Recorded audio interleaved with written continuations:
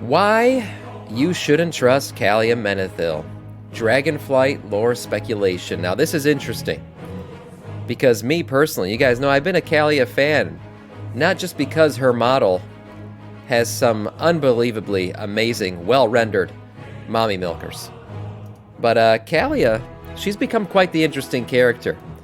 She played a big role in the retaking of Gilneas and building up the trust between the Alliance and the Horde. And she's been claiming all this time that she doesn't want a piece of the throne when it comes to Lordaeron and the undead. And yet she seems to be playing her chess pieces just perfectly to ensure that happens. Let's listen to some of this lore speculation here and why we shouldn't be trusting Calia. Calia Menethil, light-created undead, sister to Arthas, and one of several leaders of the Forsaken. In recent times, she's acted as something of an ambassador between the Forsaken and the Alliance, even helping to organize the reclamation of Gilneas. But can she be trusted? When it first came out, the Horde's ending quest in the Reclaiming Gilneas storyline included an interesting slip that has caused many a raised eyebrow. That has occasionally immediately fallen off. These are undead after all. The quest's instructions tell us to report to Queen Calia. When Calia was still worried that the Forsaken... I see where this is going already. Why should she be called Queen Calia? Why would that happen if she doesn't want to be queen? Very interesting. Accept her, she probably a insisted miscue on Blizzard's part, to be honest. But we'll see. Now, several years into her leadership position on the Desolate Council, and having achieved her first stated goal of returning Gilneas to the Alliance more successfully than even she could possibly have imagined, could it be that Calia is secure enough in her position with the Forsaken to start eyeing the throne? At the very least, even though it has been changed, this instructional quest text may hint at Blizzard's own intentions for her character. Obviously, the simple and most likely answer is no, this was a mistake, don't read too much into it. But where's the fun in that? So for the sake of fun, I would like to propose a theory. Calia has been quietly working to claim the throne of Lordaeron since the start, and it's part of a larger conspiracy to claim the soul of Azeroth. Not for the Titans, not for death, not for the void, but for the light. Oh no. Let me explain. Oh no, Calia's an agent of the light? Oh Jesus. So she's saying, in essence, that Calia's trying to retake the throne, gain some sort of power to be able to assist the light in taking the soul of Azeroth. And she is a light-born undead, essentially. She's the only one who's ever been raised by the light, so who knows how much the light has infected her brain? Who knows, man? Okay, I see where this theory is going. Let's see some of the truth. Gilneas is simple some of the but proof. effective. Back at the end of the Return to Lordaeron storyline, having been appointed a member of the Desolate Council, Calia stated that the first order of business she would bring would be the withdrawal of Forsaken troops from Gilneas. With the formation of the new Desolate Council, one of the first topics I proposed is the withdrawal of Forsaken troops from the Kingdom of Gilneas. In time, I hope that we may come closer to an agreement and see both lands into a brighter future. Calia's efforts have been extremely successful. Not only has she been able to convince the Forsaken to relinquish any claim they have made to Gilneas, she even convinces the Forsaken to help the Gilneans reclaim their city from the Scarlet Crusade. This is admittedly in part because... I think she was able to convince them to help in the retaking of Gilneas because the Scarlet Crusade was involved. I mean, that makes sense. The Scarlet Crusade have essentially reordered their entirety just to be about killing the undead. I mean, they've always been about killing the undead and ridding the world of the Scourge and all that stuff. But they seem to have a newfound passion for it. So yeah, killing the Scarlet Crusade and clearing them out of Gilneas totally makes sense that the undead would want to do it. And maybe that played perfectly into Calia's hands. The Crusade are a historical threat to the Forsaken. A stronghold so close to Undercity poses a threat, especially as the Scarlet Crusade have, in recent times, recommitted themselves to their aims of eradicating... thank you for the sub. Thanks, 16 months. Oh my god, Death Knight. All undead from the Kingdom of Lordaeron. Presumably, an alliance stronghold wouldn't be a threat due to the peace between the factions. Forgive and forget, don't mention the war and all that. Of course, the Gilneans aren't thrilled about accepting Forsaken help, but once again, Calia's diplomatic skills come in handy. She is able to convince none other than Gen Greyman himself to at least try to put the past behind him and welcome the Forsaken and other Horde members into Gilneas long enough to kick the Scarlet Crusade out. This is no small feat. The last time Gen saw Forsaken in his kingdom, they were busy destroying his land and slaughtering his people, including his son. But he also understands the world is changing. After all, the Alliance did help the Forsaken retake Lordaeron. Why wouldn't they want to return the favor? Everyone's good friends these days. Don't mention the war. Everyone's good friends these days. Yep, that's World of Warcraft for sure. World of Friendcraft. Yeah, everybody is friends. I can't think of two races in this game that hate each other anymore. Honestly, maybe the elves and the Amani trolls are the last bastion of hate left in World of Warcraft. But other than that, I don't know. And the Amani trolls might be joining the Horde. Who knows in the next expansion? But yeah, there's certainly no more wars or hate in this game. As for Calia, this is just the latest example of her unique position on the Desolate Council. The only undead to be created by the Orcs Knights, and humans? Calia Oh, has what do you strong mean? ties to both Living Alliance And and when Horde Thrall undead. get along just Members fine. of both factions trust her, and so she is the perfect ambassador. This is rather ironic, considering how she died to begin with. While she was still alive, Calia joined Andor and Rin in his efforts to try rebuild relationships between Living Alliance and their undead relatives. Right. At the time, Sylvanas Windrunner reluctantly agreed to the Gathering, a meeting between select living and undead. But when Calia was revealed to be in attendance, Sylvanas, seeing the last Menethil as a threat to her position as leader of the Forsaken, had her killed on the spot, along with the Forsaken attendees, who Sylvanas saw as compromised. Calia's death also marked the death of Anduin's hope for peace. The Gathering was a complete failure. Now, however, Calia manages in death what she failed to do in life. Her presence alone seems enough to soothe. When Gen is at first resistant to the Forsaken and Gilneas, all that needs to be said to convince him is this. Gen, it's Calia.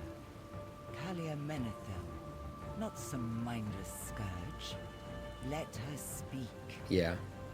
The Forsaken know the Scarlet Crusade better than anyone, King Greymane. You have little reason to trust us, but I give you my word. As a Menethil, we only wish to return what rightfully belongs to you. A lot can be taken from these lines. I don't know if necessarily that was interesting that she was able to convince him with one line. It might just be the fact that that entire quest line was rushed out the door. I don't know what it was, why the retaking of Gilneas had to happen in 5 minutes. But the whole thing felt rushed.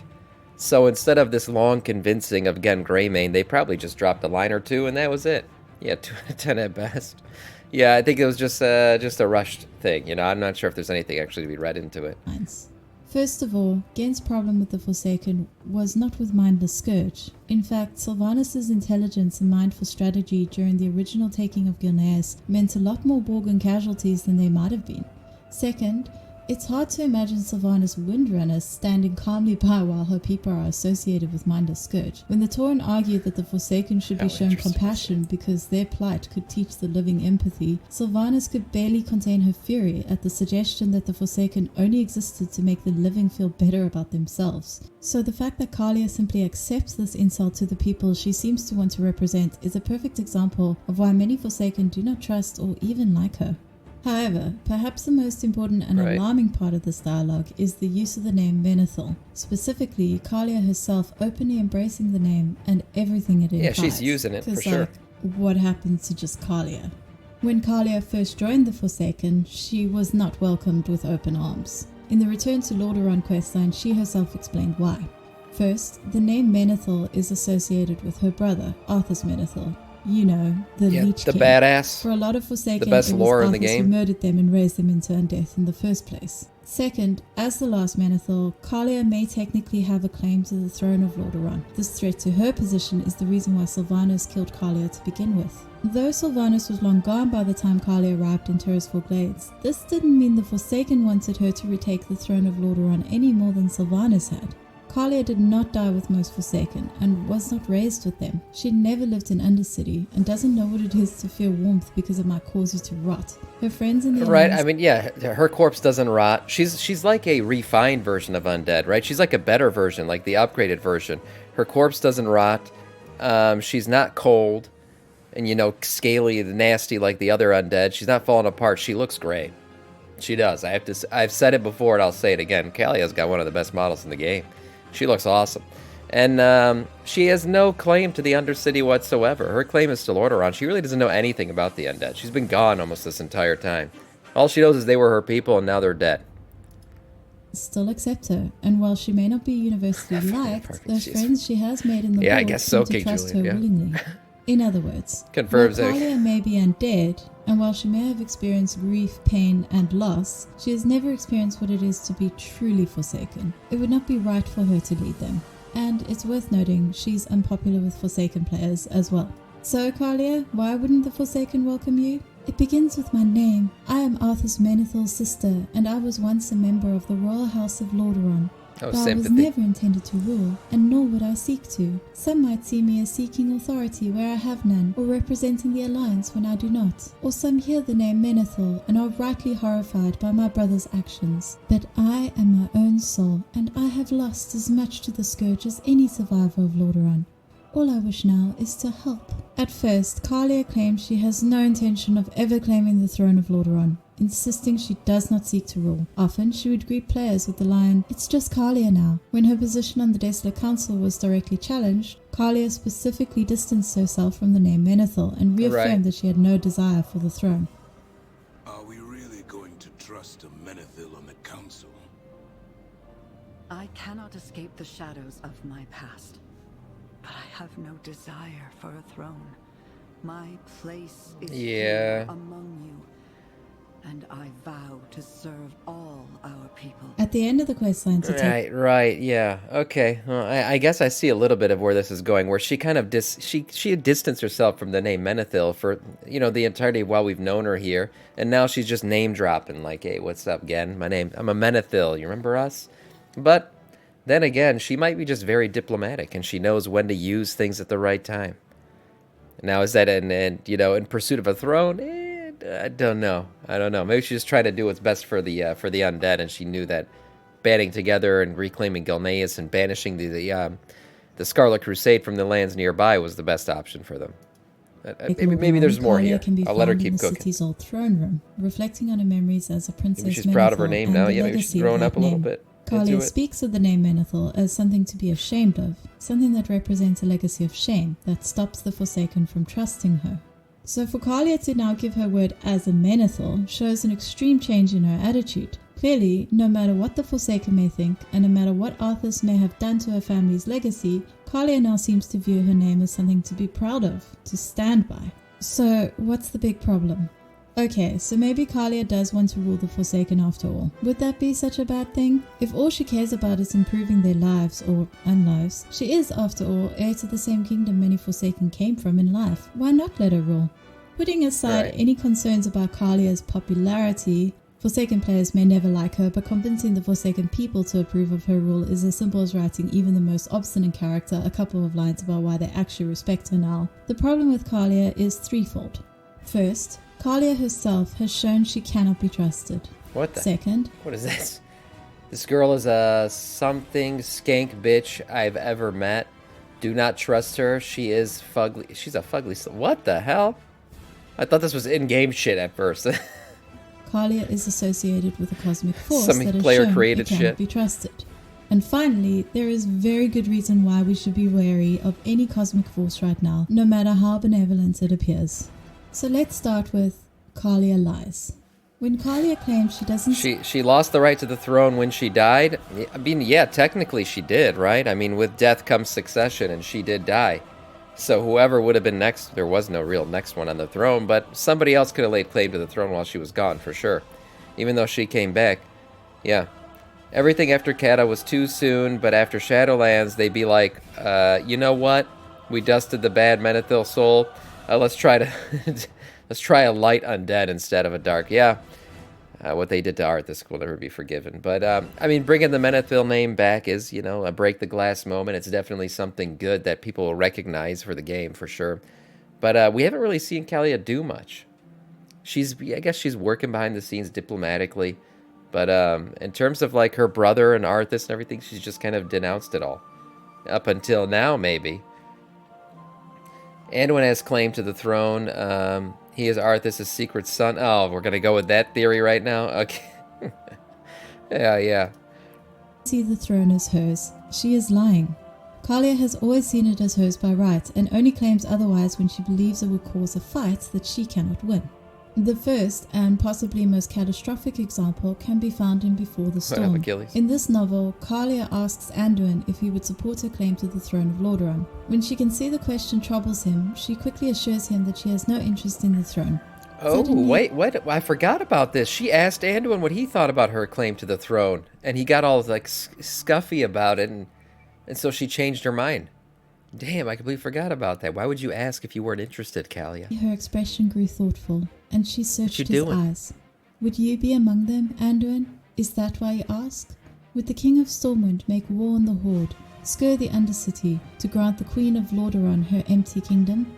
The throne was hers by right, yet was it worth war should she express a desire to claim it? She saw the struggle on his At this face time, she and was put still her hand on alive. his. I understand. Don't worry. Those who currently inhabit Lordaeron lived there in life. The Forsaken are the true heirs. It belongs to them now. The best I can do for those whom I would have ruled is exactly what I'm doing. I've found peace and a calling where I can really matter. That's more important than a bloodied crown. Later, Calia asks Anduin to allow her to attend the gathering between the Forsaken and their living human relatives. Anduin is concerned that her presence could cause trouble, but Calia assures him that she wouldn't make any attempts to convince the Forsaken to leave Undercity. Anduin agrees, but later we see the condition is that Calia keep her hood up at all times. I have a favor to ask, of both you and the Archbishop. I'd like to participate Right. in the gathering. Anduin frowns slightly. I don't think this is wise, he said. Anduin was on to her ass from very early on. He didn't even want her to go to the gathering. She ended up getting killed there by Sylvanas, and he knew that shit was going to happen. He knew Sylvanas wouldn't like it, and it was going to, taint the whole thing. But he agreed to bring her along anyways. It may be those who recognize you. Mistake. It could be dangerous. It could be misconstrued. It could, in fact, lead to war. If any of the Forsaken do recognize me, it will give me the chance to show them I bear them no ill will, she countered. That I have no desire to run them out of the place that's been their home for so long. I want them to stay there. I want them to be safe. Their presence was yet another reason to be concerned about Calia, and she was under strict instructions to keep her cloak's hood up every time she ventured outside an enclosed space. However, at the gathering, Calia suddenly realizes she has an opportunity. In a snap decision, she asks the Forsaken attendees to disobey Sylvanas and follow her, Calia, instead. She Calia's did. choice of words is particularly This was messed interesting. up. She asked for the Forsaken to support her, as one might support a leader. So much had fallen into place so perfectly. The Desolate Council, Anduin's noble call for this gathering. And now, spontaneously, human and Forsaken had taken a step so courageous that Calia felt both inspired and ashamed. Yes, Parker was right. It was time. She whirled towards Elsie, her hood falling off with her movement. Elsie, there's something you must know, and I pray to the light that has sent me here this day that you will understand and support it. She swallowed hard. Support me. All of it. Shit. Oh, shit. Maybe she does want the throne. Maybe she does want the throne. I forgot about this, that she did say, in fact, support me, and she did that whole run. She basically betrayed Anduin because she promised him that she wasn't going to pull a stunt like this, and then she did. Oh, my God. The sudden, maybe there is Calia something has to this changed theory. her tune. She calls the Forsaken her people and, in direct opposition to what she promised Anduin, attempts to convince them to leave Undercity. Maybe it's not all the Forsaken, maybe she's just trying to help these few, but Calia has still decided it's on her to lead them and rescue them from the leader, home and unlife that they know. Unfortunately for Calia, she doesn't quite get the support she was hoping for. Still, she goes on to make a sudden appeal to the rest of the Forsaken, invoking her name and calling on them to follow her. We see how, while she might have told Anduin she didn't seek Lordaeron's throne, she still views it as hers by right. In the center of the field, Elsie stared at the Queen of Lordaeron. It's not possible, she said, but she knew it was true. Calia had taken care to keep her face hidden in the shadow of her hood, but now the hood was gone, and she had turned to look directly at Elsie, and Elsie could not look away. You are my people, and I want to help you, Calia pleaded. I only came to observe, to begin to get to know the Forsaken of Lordaeron. Undercity, Elsie said. We live in Undercity. You didn't once. You won't have to live in the shadows anymore. Just Oh, wow, look at these damn lines. Look at this. Elsie's even trying to correct her and tell her, whoa, Calia, slow your roll. We don't live in Lordaeron anymore. We are people of the Undercity. And she's basically telling him, no, you're not. You're from Lordaeron and I'm your leader. Understand that shit. please, come walk with me. Parkol, the Fellstones, all the others. See them? They're defecting. Anduin will shelter and protect you all. I know he will. Calia turned away from the Prime Governor, ran forward a few paces, cupped her hands around her mouth, and shouted, Forsaken, I am Calia Menethil, head for the keep. She was Calia Menethil, heir to the throne of Lordaeron, and she would fight and die to defend her people. Calia gets her wish. She does die. Sylvanas has So do all the others. Immediately. The novel ends with Calia's resurrection by the light, transforming her into the light-aligned undead that she is today. Now, the point here is not whether or not Calia is the rightful heir to Lordaeron, or if she would make a good leader. The point is that she tends towards being deceptive about her own ambitions until she feels that she is in a strong enough position to be more open about them. Yeah. When she knows it would be a lot to ask Anduin to support her claim, she promises she is not interested in making that claim. But Yeah, when she asks Anduin and she sees he's not all about it, I think that was the moment, if she's planning to retake the throne, that she decided, okay, I'm going to have to take the long route here.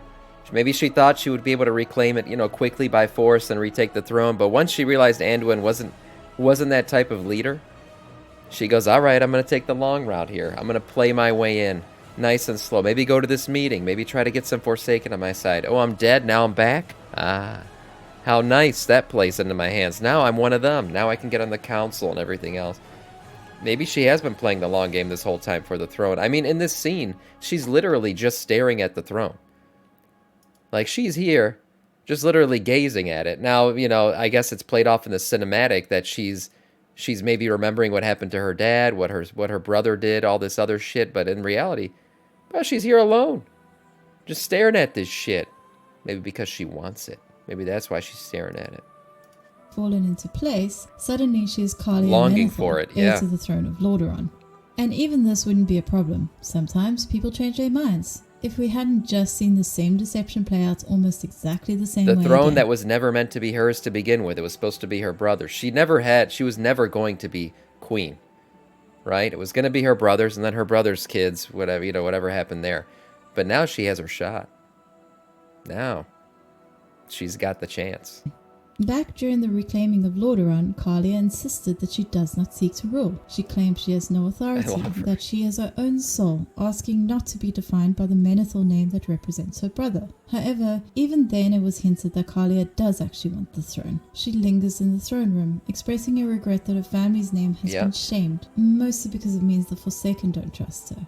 Looking back, I realize it's not really that Calia doesn't seek the throne, it's that she knows she can't make a claim for it at this point. But by the time of the reclamation of Gilneas, Calia is giving her word as a Menethil. Once again, we see that the more confident she feels that I'm she starting to will find believe this a support, little bit. the more likely it is that she will suddenly go from just Calia to Calia Menethil, heir to the throne of Lordaeron. Calia also claims that she doesn't represent the Alliance, and while that may technically be true, she certainly works for their benefit in a way that also happens to benefit her own position. By helping to re-establish Gilneas, Calia has established an Alliance stronghold right on her doorstep, a stronghold that would, incidentally, much prefer her to be the ruler of Lordaeron than any other Forsaken. But there's more going on here. That's true. The Alliance certainly would prefer her to take the throne over anybody else. They trust her more. They know her. One woman's ambitions and slightly spineless tendency to pretend she doesn't have them when she thinks it might cause problems.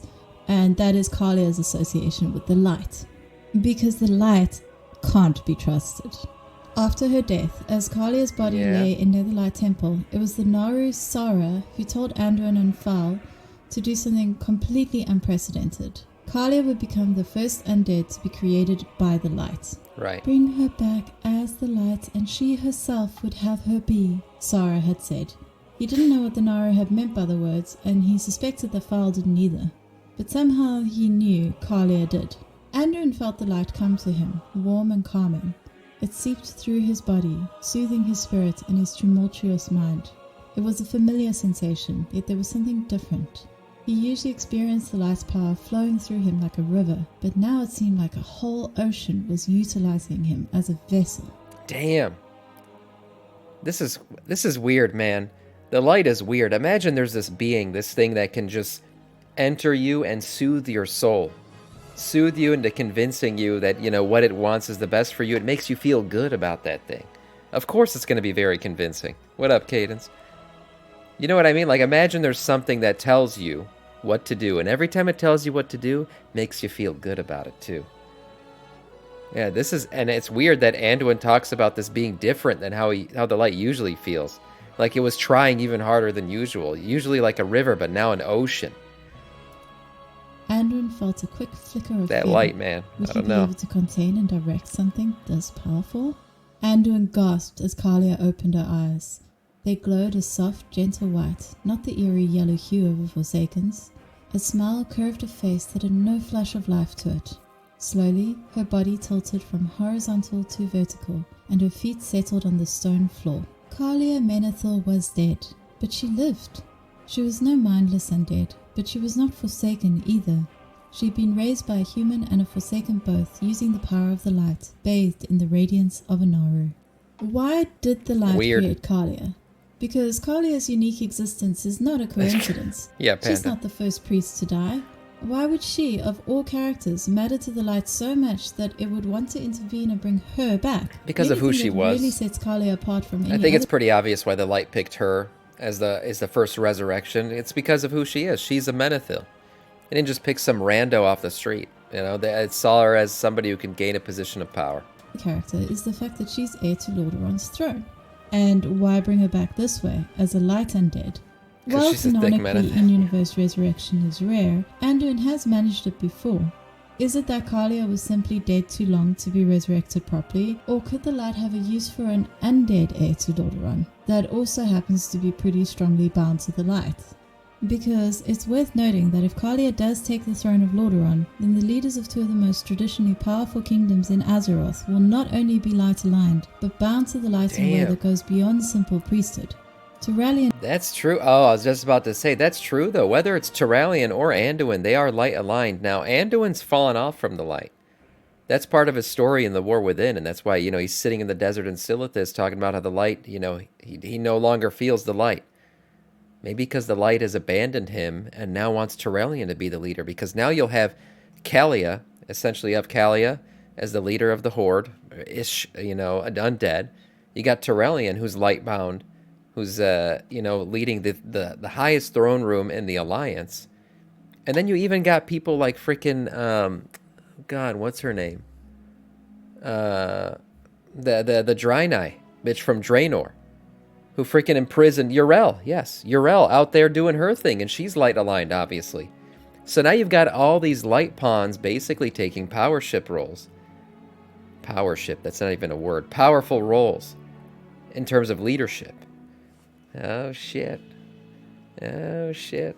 is Talking light about the infused. undead, the old gods making, the Diamond King a pawn. What about these guys? These guys look like pawns to me. Calia seems like she may be as well. Aesthetically, her new form resembles the changes Same becoming aggressive infused with the light made to the Lightforged Draenei. At the least, her existence as an undead is entirely based on the light. The light's influence has always been prominent on Azeroth, but now it's gaining real political power. And, of course, we know the light will play a major role in the War Within. The Arathi of Halofor are extremely Power ship, you heard it light-aligned, here and first. we've already been told Anduin will be hanging out with them. And while it's true that Calia helped oust the Scarlet Crusade from Gilneas, it is interesting that this light-associated organization has been growing significantly lately. While this might once have not been cause for concern, there has been some reason to question the light, particularly when it comes to free will getting in the way of its own plans. Right. Back in Legion, the light claimed there was a prophecy that Illidan would become infused with the light, and use the powers this granted him to help defeat the Burning Legion. When Illidan himself refused the light's blessings, the Nara Zero tried to force it on him, binding him in light. Illidan broke free, destroying Zero, and went on to prove the Naru wrong. Becoming infused with light wasn't necessarily his destiny after all, and the Legion was defeated regardless. During the Magar Orc recruitment questline, we learned that the Draenei Yrel of Draenor had Here it become a is, yeah. fanatic and now leads an army of lightbound Draenei, orcs, and ogres who force the light's conversion on all, whether willing or not. It remains an uncomfortable part of the lore. Yrel was a hero during Warlords of Draenor, and this fanatical side seems unlike her. However, it is true that fanatical, even villainous followers of the light aren't anything new. After all, the Scarlet Crusade, Yeah, I whom mean, we've that's what been the Scarlet seeing a lot Crusade of is. That's lately, true. are devoted to the light, which still grants them powers quite willingly. In fact, in the Reclamation of Gilnea's quest sign, a Scarlet Crusade Inquisitor transforms into a light elemental in the fight against her. Meanwhile, Anduin, who is one of the only people we know to have performed a canonical resurrection and who once helped create a light-infused undead, can no longer summon the light. Not because he has genuinely sinned in any way, but because he himself doesn't feel worthy. He lacks conviction. The evidence has always been there. The light is not interested in any moral purity. All it wants from its followers is faith, specifically faith in the light. And it will take that faith by force if it has to. And if the light is comfortable using force to infuse its chosen, then why not to control them as well? Could it be that the only reason Yrel is so different to what we remember is because she is now being mind controlled? I definitely think the light has the ability to, like, I don't know, release dopamine from your brain or something, you know, make you feel good. And of course, the better you feel, the more you want to be enveloped by it. The light is, I'm sure using the light is very addicting. It's almost like Anduin's inability to use the light now, like he's going through drug withdrawals. Honestly, he's going through withdrawals like anybody who's used drugs before. So it's probably that lack of like chemical happiness and stimulant that using the light gives you. He doesn't have it anymore, so he's like falling into a depression. It's very weird, and it seems like something that the light uses to control people. Controlled by the light?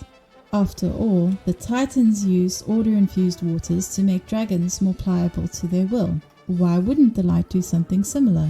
These problems with the light aren't new, but concerns have faded somewhat recently, largely due to the fact that as a ruler, Turalyon has been quite decent. His reign has turned out to be one of the most peaceful periods Azeroth has had for decades. By all accounts, he's quite popular. He's shown no hints of zealotry. Even when he had the Drakthir followed initially, he seems to have decided they don't pose a threat to the Alliance after all, and has accepted their race quite happily. Yeah, I mean, he likes the Drakthir because he sees them as soldiers too. That's mentioned in, if you play the final questline as a Drakthir, you actually get to see that part where the Drakthir who joined the Alliance talk about how they like Turalyon and how Turalyon likes them a lot because he sees them as like soldiers bred for war, and he appreciates them about them. Because remember, this guy fought in 1,000 years war. Don't forget that. You think it's because of PTSD? Yeah, Anduin's mind is broken. Definitely, it's from what the jailer did and the domination magic and everything else. But I'm just saying, you know, that depression, that post-depression fall-off that he's kind of had could be because he hasn't had that dopamine high from the light in a long time. Wait a second, Sam. Do you have a drag? I do not have a drag. But threats don't always look like threats on the surface. And the problem with the light has never been that it wants to cause chaos and horror the way a force like the Void seems to. I hate how they make the light bad. It's just weird. Respect for freedom of will. And if the light, I don't think they're making the light bad. I just think they're making it not all good. That's the thing. Just like the Void is not all bad, not all good. You know, there's nuances to both sides now. There is a good light. I'm sure of it, and I think we're gonna find it in Hallowfall.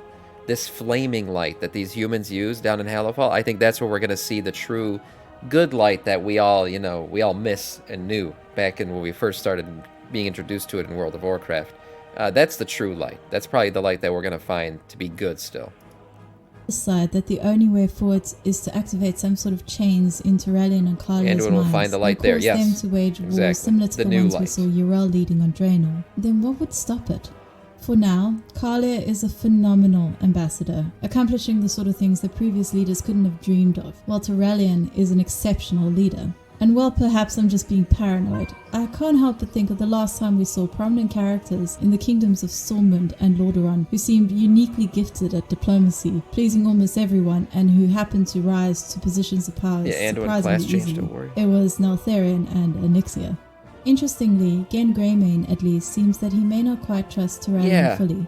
During a recent conversation... I thought this whole thing was interesting. Remember, I pointed it out when we were playing through the questline. I was like, oh wow, Gen doesn't want to tell Turalyon. Why? He must not trust him. With Matthias Shaw, Gen asked the Spy Master to keep news of Anduin quiet from Turalyon, at least until they know more. Should I inform Lord Commander Turalyon? No. Not until we know more. Let's keep this quiet, Spy Master. As we look forward to the Wordsoul saga, the most obvious threat is the Void. However, there have also been growing questions about the Titans. Many of us are wondering if Azeroth is even inherently a Titan Wordsoul. We already know she can be claimed by the Void as well as the Titans, and we know even Death tried to come for her soul. Is it possible she can be claimed by any cosmological force and is simply so powerful they all want her?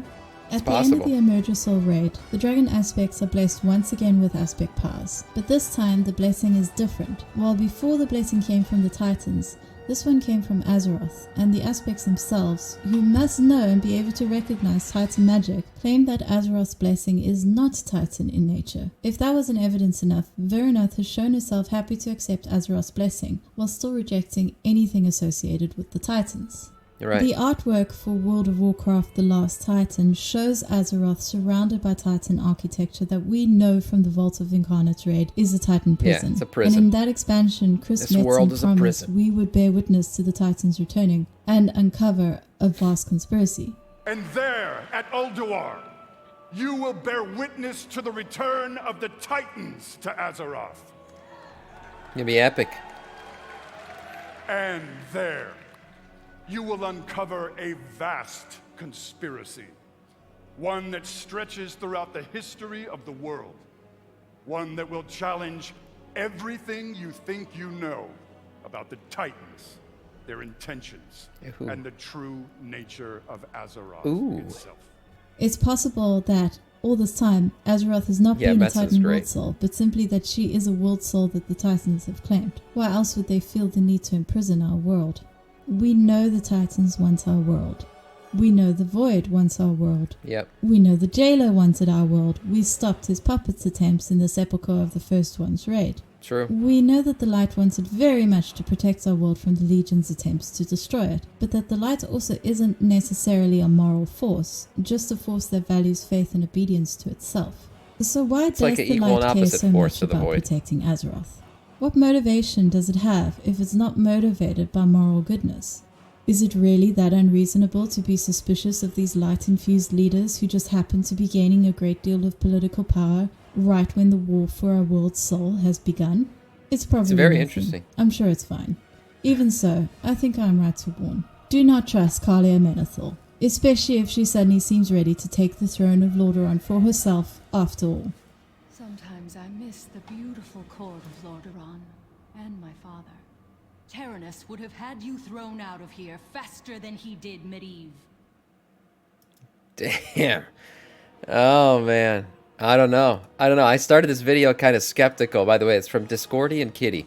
Great video. I started it very skeptical, but I have to say, I kind of believe it. I think if she had the opportunity to take the throne, whether that is her ultimate plan or not, she would in fact take it. That would be her end game. So we'll have to wait and see.